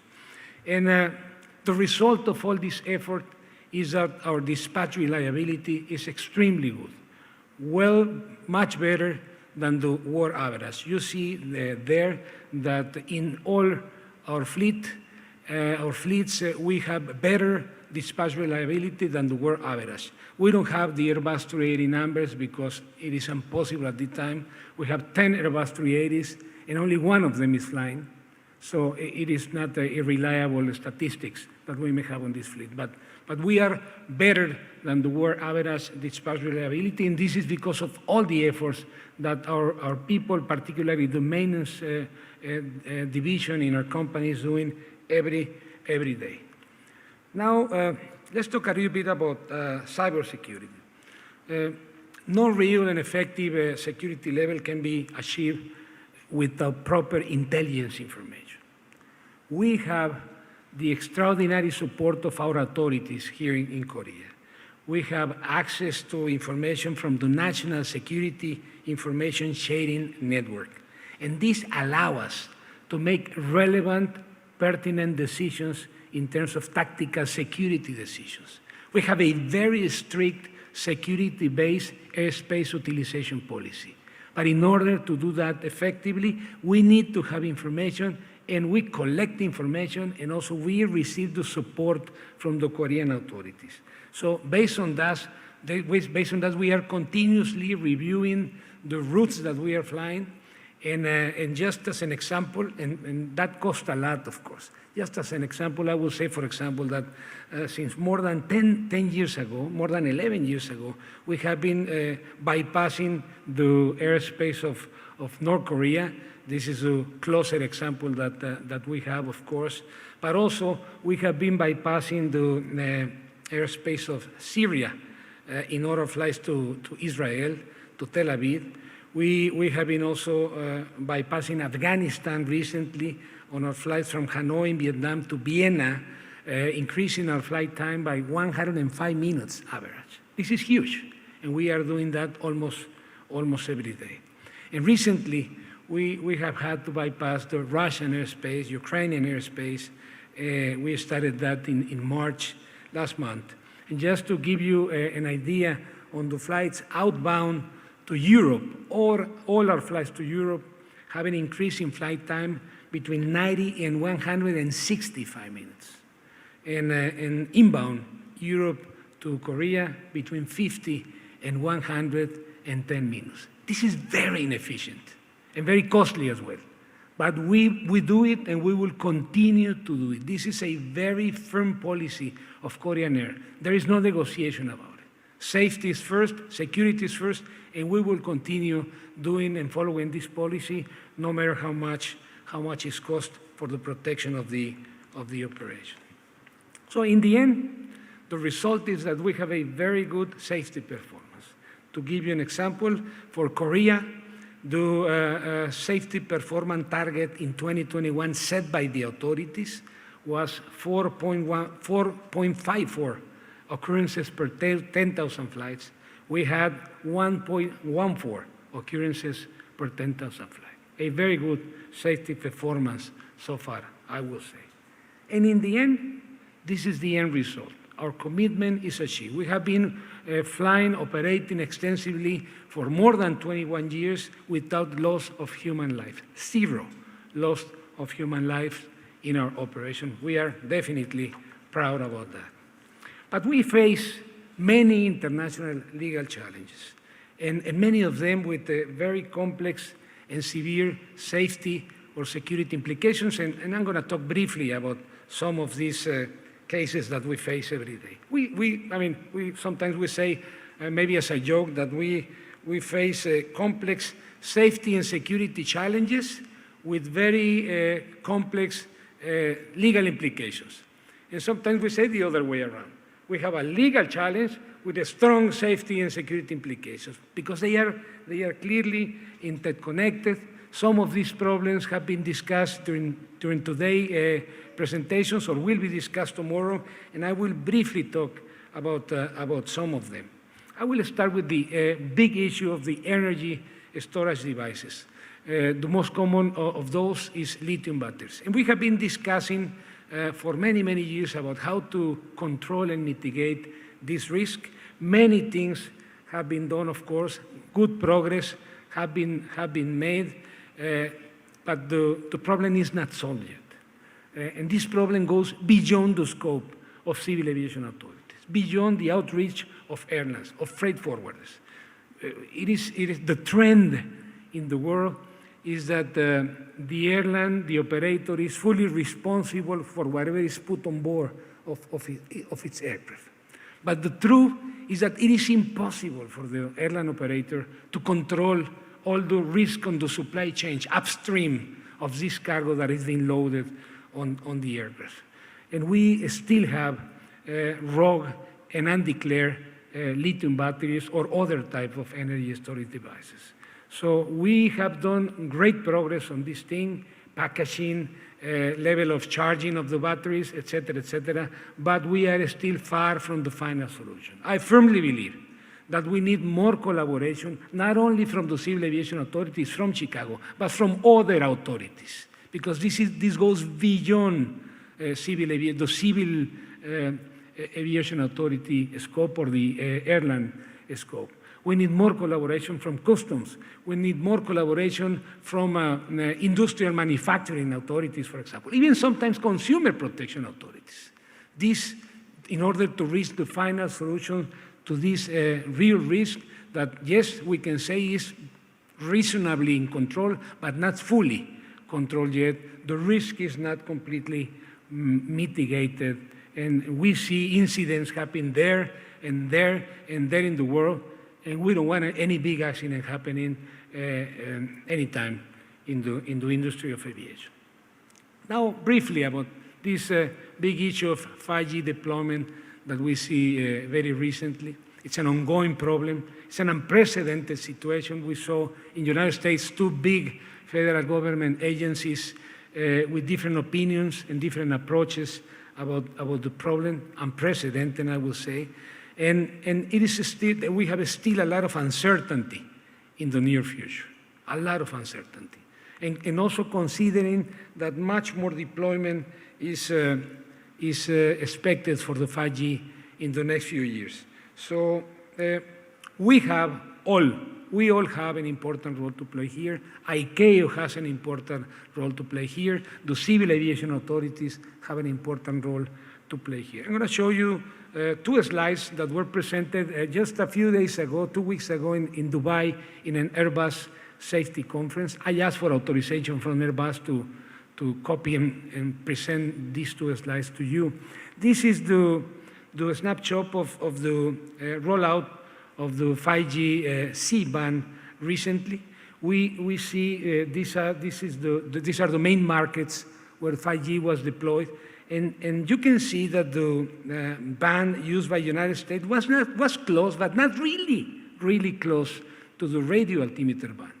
The problem there was more different technical details, the position and the size of the antenna, and mainly the level of transmission, the high level of transmission of the 5G band. So you see countries like UK, for example, that were closer to the radio altimeter band, but they didn't have problems because they controlled the other variables that were not properly controlled in the United States. So this is what we saw and what we're seeing today. But what is coming in the future is even more concerning. This is what, according to Airbus information, this is what we can expect from the future on the 5G C-band rollout, which is presently under study. And you see some markets that are going to be even closer to the radio altimeter band than what the United States was in this first let's say, phase of the deployment. So we need to be very careful with this situation. We need to, all the stakeholders, airlines, aviation authorities, ICAO, IATA, everybody, we need to be very carefully following up on this. We know, I saw that in the recent situation that we had in the United States, most, if not all those aviation stakeholders supported the safety approach. Safety is first.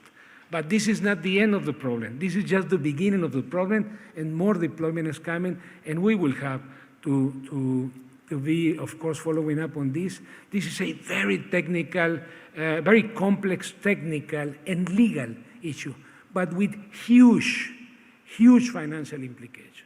There is a lot of financial implications coming from this problem, and we need to be careful with that because this is serious stuff.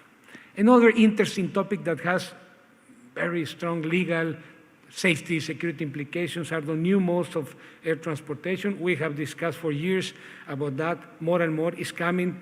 This thing is moving faster than what the regulation is doing because of the evolution of technology. It's really going fast, and we are doing a lot of things here in Korea, for example. Korean Air is doing a lot of things on UAVs, UAS, and we are going to talk tomorrow about this. But there is still a lack of enough airworthiness requirements, regulations on that. The framework for training, assessment, and licenses is there. More than 100 regulators in the world have worked extensively about that. But there is still a lot of uncertainties, or let's say a non-harmonized approach yet among different countries, between different countries. Unsolved questions, unanswered questions. What is the role of the pilot when there is no pilot at all, or when there is barely a pilot? We can imagine, I mean, can a person that is, let's say, entering the data on the flight plan, on the computer about the flight plan of a fully autonomous UAV, can this guy be considered the pilot?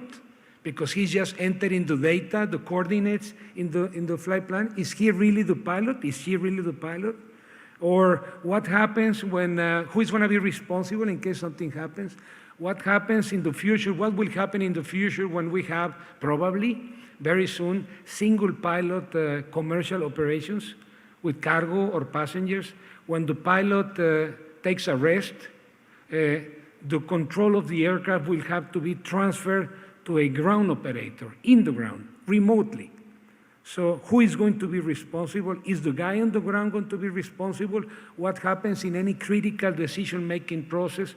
What happens if something goes wrong, the ground takes any decision, and when the pilot comes back, he doesn't agree with the previous decision? Who is going to be ultimately responsible for this? These are many hypothetical situations that we could discuss about, and many of these questions hasn't been answered yet.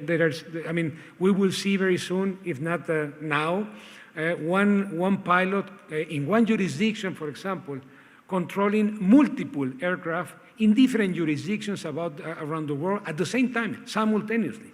And if something happens and there is damage to persons, to property on board, or to third parties, who is really responsible for that? So there are many things that are coming from UAVs. I don't have the solutions. Probably we don't have the solutions here. But I just want to note and to emphasize the need to try, and we are all part of this, to try to move faster on this thing, because the technology is winning the race here against the regulatory system, and I believe that we need to work more and faster. So let me see, this thing is not working now. So what is the Korean Air commitment? We operate in almost every continent in the world, in multiple jurisdictions, at a global level. And we work daily with large and with small aviation regulators. Our policy is always to comply with everything, with no exception. This is the instruction that we all have in Korean Air. Comply with everything. Do your best effort. And in doing so, I think we have developed a pretty good view of of the weaknesses and the strengths of the different regulatory schemes, and what eventually needs to be done to improve the system. We firmly believe in the concept of a smarter regulation, for example. This is a concept that is strongly promoted now by many regulators in the world and by global organizations like IATA, like ACI, like IFALPA, smarter regulations. And that helps us to have consistent and coherent rules, and rules that are proportional to the problem that we want to solve, that provides a fair treatment to everyone, and providing clarity and certainty to all stakeholders. This is extremely important. And also, smarter regulation assesses the impact of the regulation before it is implemented. This is also extremely important. We want a smarter regulation to promote the reduction of the burden to the operators, not unnecessary increase on the burden, and also the opportunity to respond to the authority, and eventually have the opportunity to revise the application of the norm. This is, in general, the concept of a smarter regulation, and we strongly advocate and promote for this concept. So, let me see. So, our commitment. We are fully committed to work with ICAO and to work through our industry organizations like IATA, for example, and to work with our regulation, with MOLIT, with our CAA, to promote any proposal of change that we may have for the improvements that we believe that are viable and necessary to improve our aviation system, not only in Korea, but globally speaking. So thank you very much. Thank you for your attention, and I really appreciate the invitation to be here. My pleasure.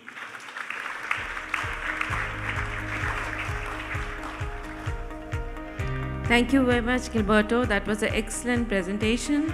And you told us about the challenges that are there before ICAO. You told us about smarter regulations. And of course, you told us a very important fact that how Korean Air has not had any major safety issue till now. And that's excellent. Moving on, now we move on to the open session with discussions and question and answer. So the floor is open, and we have here the two panelists who have just spoken, as well as one panelist who is available online with us. So you have before you three panelists, and you're welcome to raise any question that comes to your mind. So the floor is open. Yes, I do see a hand, and it's in the middle row, please, if you can pass the mic.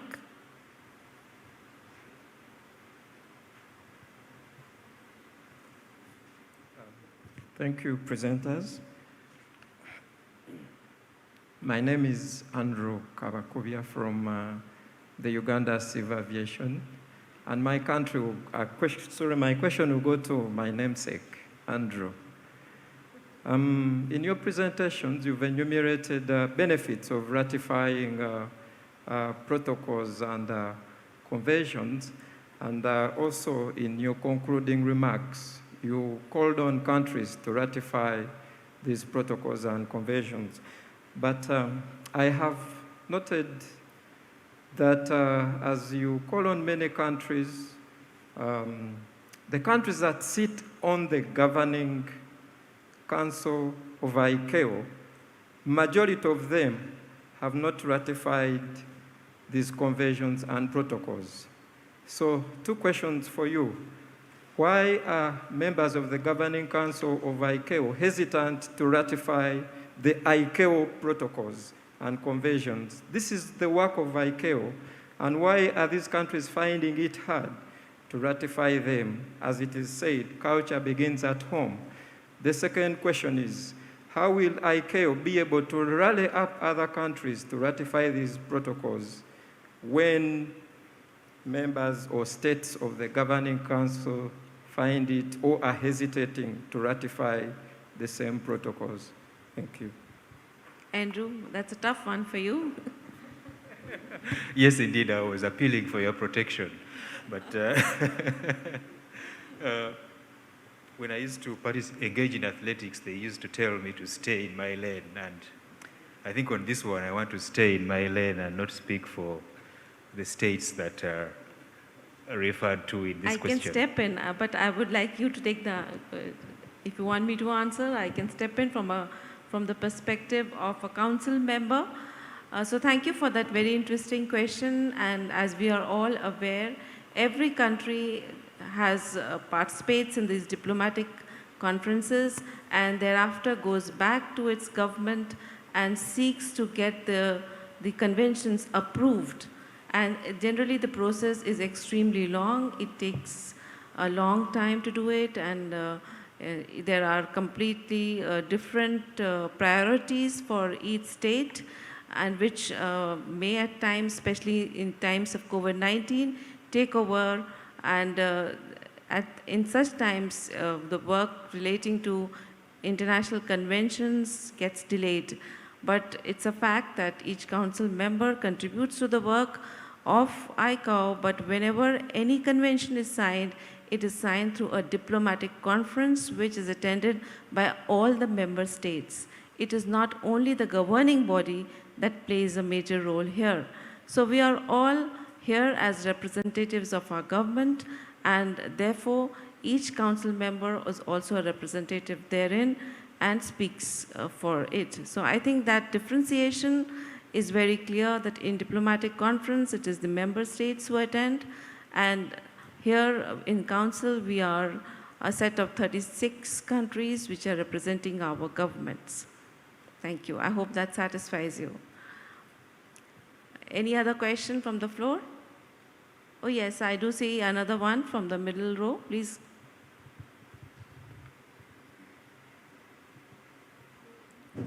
Okay, thank you. My name is Sarawit from Korean Aerospace University. I think my question is also to Mr. Andrew. As we all know, one of the emerging challenge for the aviation industry is cyber attacks, especially for the futures. But you had mentioned that the current status of cyber attacks on the aviation industry is very low. That's, I think, because of research. But my question is that because of the aviation industry has the robust or resilient IT infrastructure or policy or regulation regarding cyber attack, or because of the low interest of the terrorists to use this platform to commit their terrorist attack? Thank you very much. So Andrew, when you're taking that question, I would like you to also take the online question, which is here before us on the screen, which says that what do you believe is the single most important gap within the existing international aviation law framework in terms of cybersecurity? So I would like you to answer both the questions. Over to you, Andrew. Thank you, and thank you for that question. It is true that there has not been, that the greatest interest at the moment, or the greatest incidences of attacks that have been reported at the moment are related to attacks which are motivated by the need to obtain some kind of financial gain through the theft of data, through the hacking systems and ransomware, that kind of thing. There has not been, in fact, a direct threat on the safety of civil aviation. That's just the state of the situation. Regarding the other question, online question about the gaps, I think the biggest gap still, in my view, is the fragmented status of states with regard to which treaties they are party to. Not all states are party to the same treaties.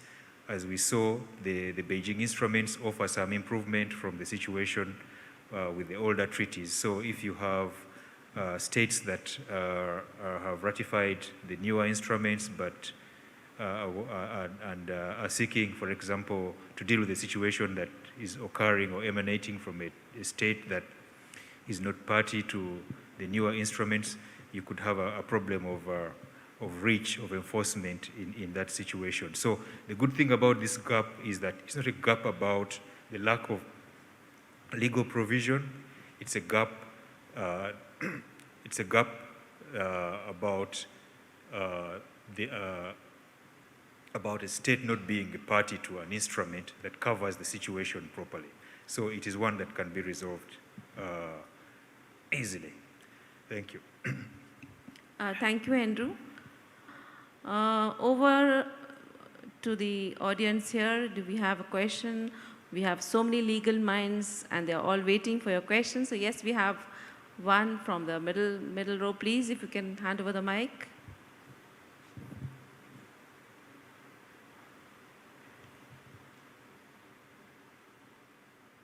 Thank you very much. Kelvin Avalero from Dominican Republic, Dominican Institute of Civil Aviation. Well, my question is regarding with the soon arrival of the new air transportation technologies as UAM, AAM, and related, what ICAO is doing to address the challenge of timely guide the states in the establishment of national standards and regulation in order to keep the gap between regulation at pair or ahead of the technology to operate this new transportation system safely along the wall and the existing aviation system in the States. Thank you. Right, so that's another interesting question. Anybody can take that one. Even we will have, yeah, Andrew, would you like to take it or? We have UAM tomorrow. Okay, so I'm told that there is a UAM session tomorrow and you would get that answer tomorrow. So I hope you can wait till then. Any other questions from the floor? Yes, another one, please.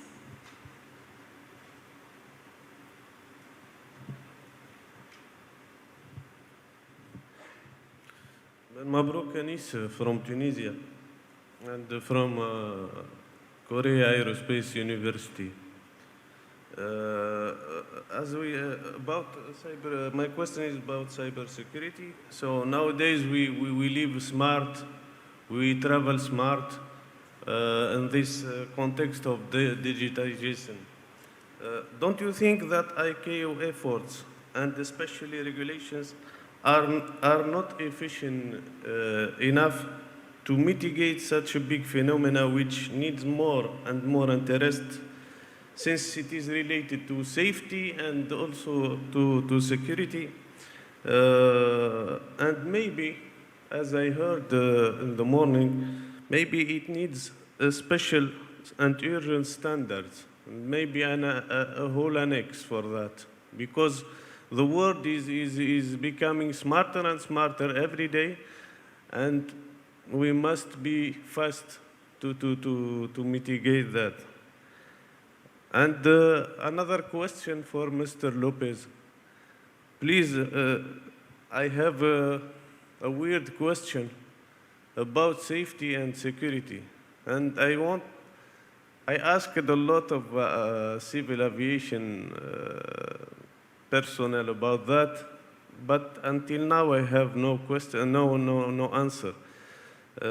Why it is safety first and not security first? Because I had a 24-year background in security.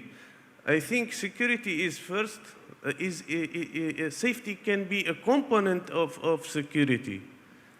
So why always in aviation here, I hear safety first. Why not security first? Because security is more general. What is your opinion, please? Thank you. That's a very interesting question, and but we have two components of the question. But the first part was related to, okay, so maybe Mr. Gilberto, would you like to take the floor? Thank you. Let me take the mask off, because this is such an interesting question, because we have been discussing this for years. In the old times, in the good old times, safety was safety.